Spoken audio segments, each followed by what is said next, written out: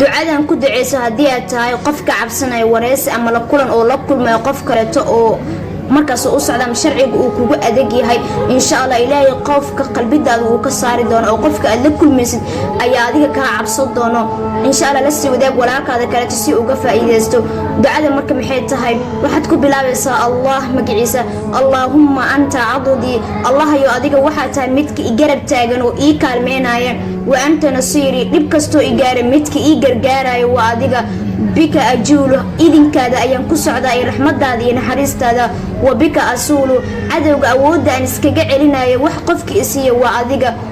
wabika uqaatil dagaal haddaan galo cadowga iska celinayo qofka i garab taagana waa adiga ugu dambeyn waxaad ku soo gabagabeynaysaa ducadii ku duceystay nabiyullaahi ibraahim calayhi salaam markii gaalo idil isku imaaday in nabi maxamed sallallahu alayhi wasallam ahayd xasbunallahu wa ni'mal wakiil